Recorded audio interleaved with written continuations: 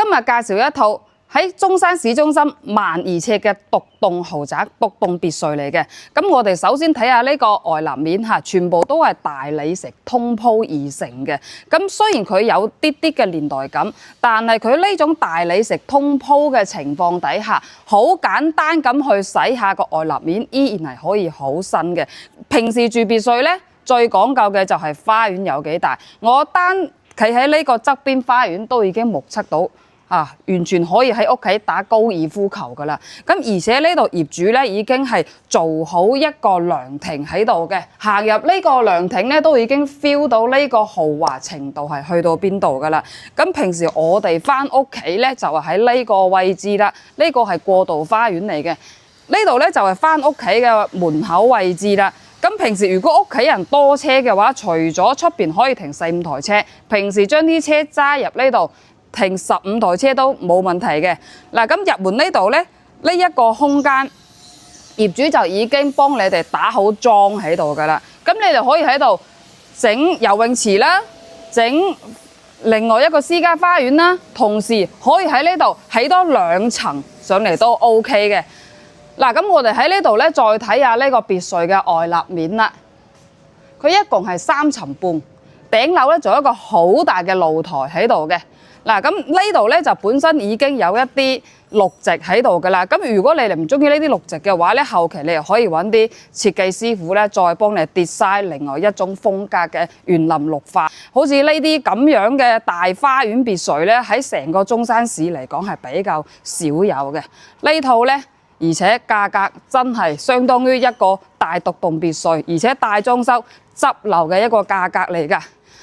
嗱，咁我哋環繞咗一圈睇下呢個花園呢，真係停15到20台車係冇問題嘅。平時喺呢度整下會所啊，接待一下一啲國際友誼上嘅朋友，擺一啲好大嘅宴會都 OK 嘅。咁首先我哋入到呢個客廳嘅位置呢，係做咗一種老上海嘅 feel 喺度嘅，一直連通到2層都係中空大挑空架層喺度嘅嚇。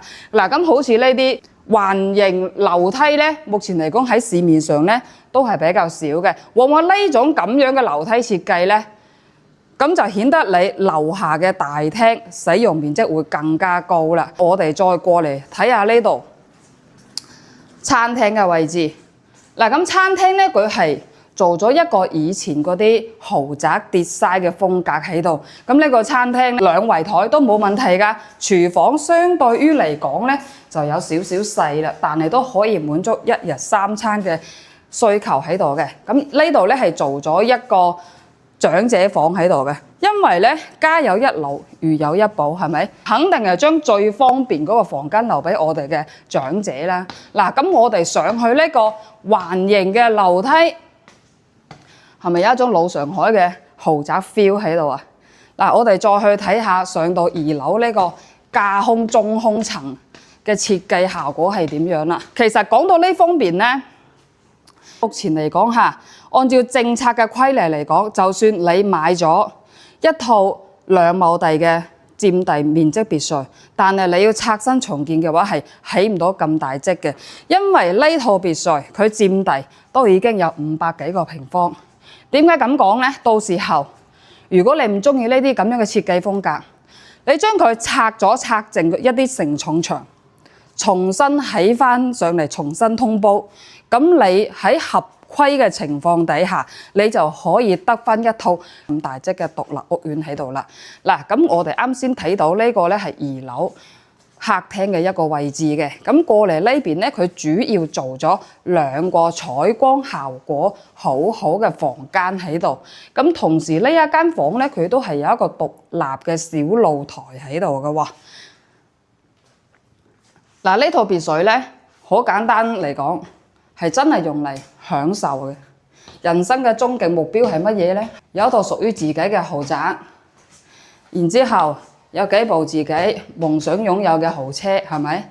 呢度咧就可以滿足你啦。咁呢度咧就係第3層嘅位置啦。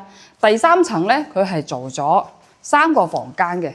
咁整體嚟講咧，呢套獨立屋苑佢係做咗6個房間嘅。咁3樓佢個客廳可以做到咁大嘅話咧，我相信喺中山市嚟講，獨棟別墅，客廳可以做到咁大，真係少之又少嘅。客廳出邊咧，仲有一個環形嘅一個採光露台喺出邊嘅。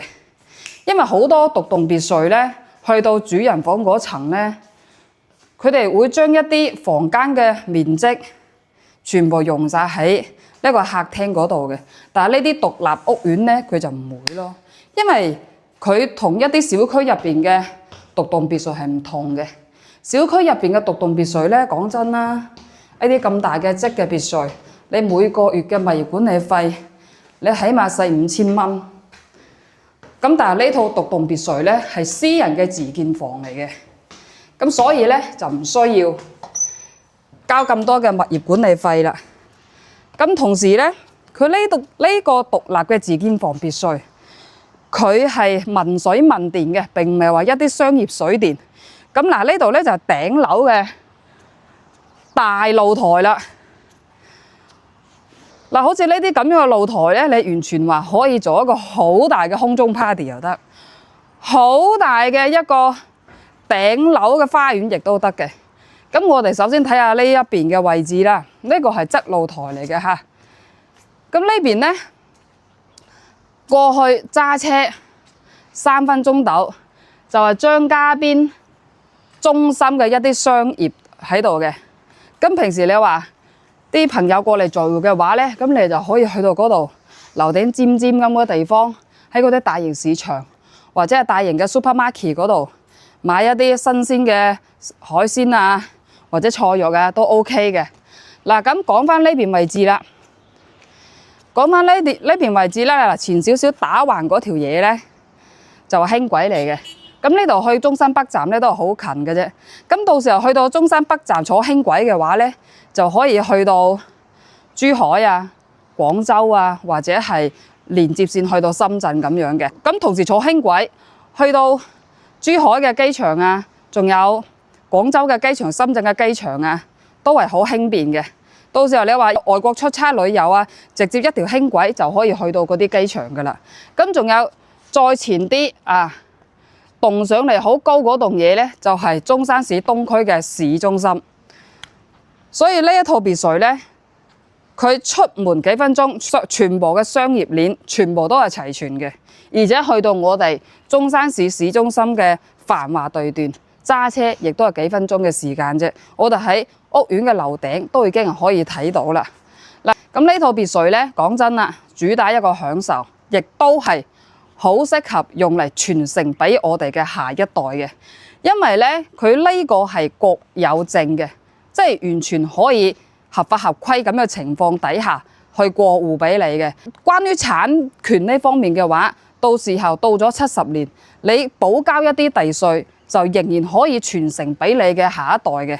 因為佢呢啲咁樣嘅自建房別墅嘅話，同小區入邊嗰啲政策係完全唔同嘅。OK， 咁有興趣置業一啲獨棟別墅，而且大花園又唔想去裝修嗰啲呢，就可以預約我睇呢套樓啦。